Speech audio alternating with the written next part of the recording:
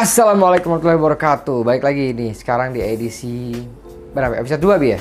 Episode 2 tanya jawab ngabuburit bareng Adam, bareng gua. Lagi-lagi nih ya teman-teman ya, gua belum tahu pertanyaannya apa yang dipilih Abi. Kita percayakan sama Abi. Jadi kalau kualitas pertanyaan jelek, lu semua salahin si Abi aja. Gak boleh lah.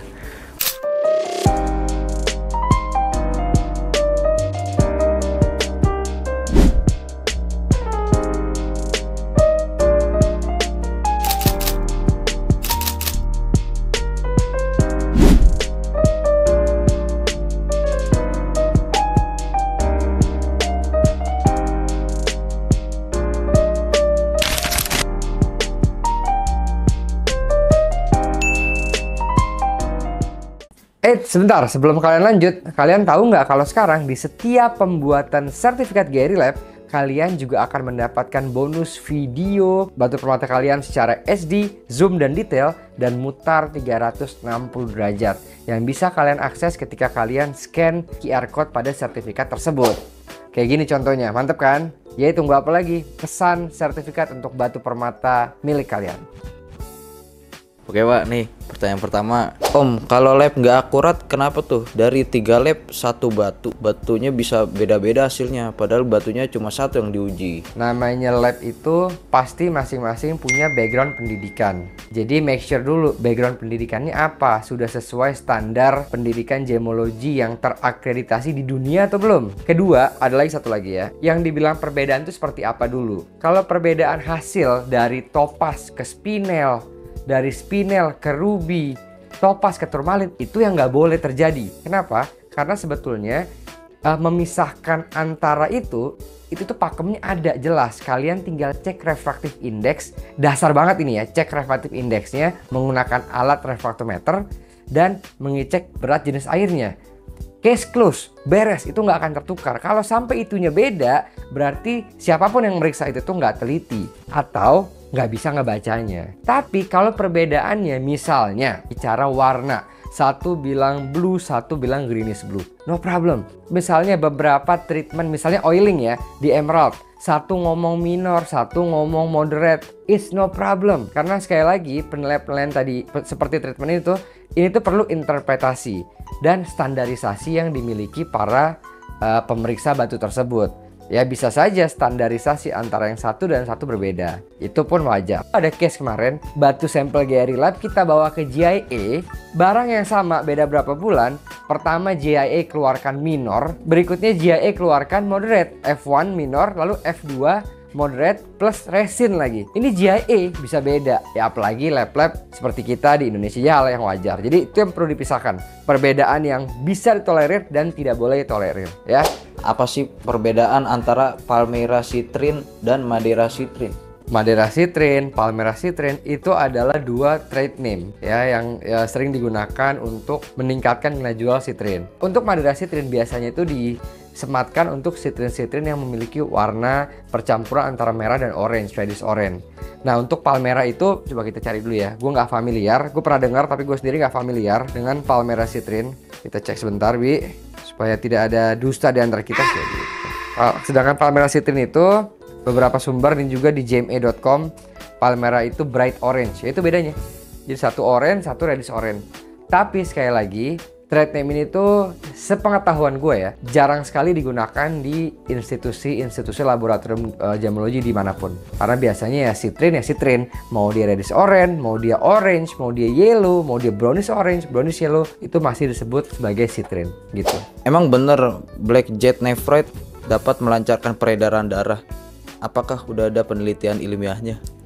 Gini, ini sebenarnya pertanyaannya tadi, ini sebenarnya menariknya adalah ngomongin soal ilmiahnya. Banyak banget case di mana batu mulia itu dianggap sebagai salah satu media pengobatan ya, atau media pembawa energi baik gitu kan. Tapi gue pernah bahas di edisi Crystal Healing bahwa yang namanya hal-hal seperti tadi bisa melancarkan peredaran darah ya, membawa energi keberuntungan dan lain sebagainya adalah disebutnya pseudoscience, alias memang tidak bisa dibuktikan secara ilmiah, tetapi beberapa orang meyakini atau merasakan benefitnya secara langsung. Nah, jadi sekarang balik lagi ke kalian ya, mau percaya itu atau tidak. Bagi yang mau percaya silakan saja, bagi yang tidak juga nggak masalah. Ya, kalau gue pribadi fokus gue di lab terutama adalah kita memeriksa, menganalisa, mengidentifikasi secara ilmiah. Di GRI Lab pernah nggak menjumpai ruby songea yang tidak ada chromium? Namanya ruby itu pasti ada chromium ya, karena itu adalah elemen pemberi warna utamanya. Gue nggak tahu ya, gue nggak bisa jawab juga pernah atau enggak, karena namanya ruby pasti ada chromium sih. Mau bahkan ruby yang high iron sekalipun ya, itu tetap ada chromium meskipun rendah. Kalau color change garnet itu Color change, Wi. iya, color change. Color change. Color change. Kalau color change garnet itu Katanya jago bahasa Inggris. iya, Iya. maksudnya ini Color change, lu bikin aduh, Bi. Stop aja. Color change, brother. iya, maksudnya saya ngomong color change. Color change aja udah tahu maksudnya. Iyalah. Coba dia, Bron. Apa pertanyaan nih? Kalau color change garnet itu varian yang mana masuknya? Masuknya itu Pyrospite Garnet, yaitu perpaduan antara Pyrope, Spessartine, dan Almandine. Ya, biasanya gitu. Jadi bisa tiga-tiganya. Nah, biasa tapi kalau kita di GRI, kita hanya tulis sebatas color change garnetnya aja. Gitu. Itu karena itu udah mencakup sih biasanya. Tapi kita pastikannya dengan alat UV vis untuk memastikan apakah ini dominan di Pyrospessartine-nya, Almandine-nya, atau Pyrope aja. Gitu. GRI di mana ya? Di hatimu.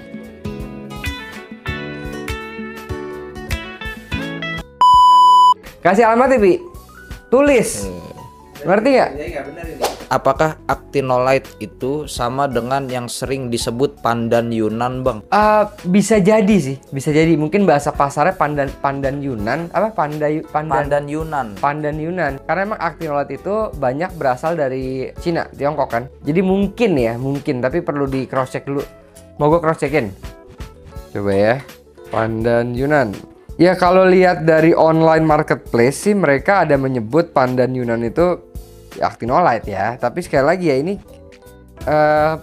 saran gue sih pakai bahasa ilmiah aja deh ya supaya nggak ada kesalahpahaman. Kenapa kecubung ametis harganya murah? Padahal batunya bagus, keratnya banyak yang mantap, gak terlalu jauh sama sapir, tapi harganya beda sekali. Kenapa itu? Maksudnya keratnya nggak terlalu jauh sama safir gimana ya? Gue masih agak belum nangkep tuh ya. Mungkin ini kali, gedenya sama sapir gitu. Malah sebetulnya banyak yang gede-gede ametis. Nah sebetulnya ini juga menjawab. Jadi faktor yang menentukan harga batu mahal atau tinggi salah satunya adalah faktor kelangkaan, Bi. Nah ametis itu adalah jenis batu quartz. Batu quartz adalah salah satu mineral yang paling banyak ditemukan di bumi. The most abundant minerals on earth sebutannya gitu. Itu adalah quartz. Jadi itu menjawab kenapa batu-batu seperti ametis, citrine, rock crystal quartz itu cenderung harganya akan jauh lebih rendah dibanding batu-batu seperti safir, ruby, emerald, turmalin, garnet, dan lain sebagainya. Tetapi itu tidak menjadikan batu ini sepi peminat. Justru karena harganya yang terjangkau, tapi batunya indah, kalian bisa dapatkan ametis yang super warnanya bagus, ukurannya besar, kualitasnya jernih, dengan harga terjangkau sehingga peminatnya pun banyak. Artinya sejuta umat bisa dengan budget yang terbatas itu memilikinya. Itu yang bisa dijadikan keunggulan lah dibanding batu-batu lain. Terus juga komunitas ametis di Indonesia kan cukup terbangun ya, karena Indonesia sendiri terkenal menghasilkan ametis. Perbedaan hit C major dan hit C moderate di Memo GRI itu apa? Oke, jadi gue jelaskan dulu soal HC. HC itu adalah istilah, ini buat teman-teman yang mungkin masih belum tahu, komen. Jadi kalau natural ruby biasa ada komen namanya HC. H dalam kurung C. HC ini adalah istilah yang GRI ciptakan pertama kali. Kita yang menciptakan istilah itu di Indonesia untuk menjelaskan bahwa batu tersebut telah melalui proses treatment pemanasan menggunakan lead glass filling. Gue udah sering bahas soal lead glass, kalian bisa nonton video-video gue yang soal lead glass itu. Untuk menentukan kadarnya sedikit, sedang, atau banyak, kita itu mengklasifikasikan. Kalau dikit kita sebut HC minor, artinya kandungan lead glass sedikit. Kalau sedang, kandungan lead glass pada batu tersebut kita sebutnya moderate. Nah kalau banyak itu kita sebut major. Jadi kita pisahkan karena di beberapa case itu ada barang-barang yang hanya sedikit lead glassnya tapi tetap HC kan, sedangkan ada yang banyak. Nah itu nggak fair kalau kita hanya tulis kita sama ratakan dengan HC. Menurut kami seperti itu. Jadi dulu kita sama ratakan ya, tapi udah lama juga kita rubah standarnya Akhirnya kita pisahkan, kita klasifikasikan secara jelas seperti halnya oiling pada emerald. Dari mulai ada insignifikan kan, non insignifikan, minor, moderate, moderate. Gitu bos. Kamu pertanyaan dari kamu dong. Iya dong Bi, kamu nggak ada Bi. Iya kamu tanya. Kamu ada pertanyaan. Jangan orang mulu. Gitu ya sini pertanyaan terakhir penutupnya. Iya. Pertanyaan dari kamu. Udah siap belum penutupnya? Jangan nyontek. Iya enggak, kalau ini kamu nanya. Iya dong. Nih Pak, nih pertanyaan dari saya Pak. Jadi dulu waktu saya main batu tahun 2014, kalau saya lihat nih Pak, di sekitaran saya nih kok kayak ada ketimpangan sosial gitu ya Pak, dari para kalangan pemain batu akik dan pemain batu permata gitu. Kenapa ya Pak bisa kayak gitu ya Pak? Emang Masih contohnya nilai. gimana di tempat kamu itu, contoh ketimpangannya seperti apa sih yang kamu maksud? Yang kamu pengen tanya ke saya contohnya? Contohnya waktu itu kami kan di sekolah nih di kelas punya batu akik nih ati ayam gitu, oke. opal kayak gitu. Terus ada tuh teman saya tuh bawa batu nih, batu ruby gitu nih.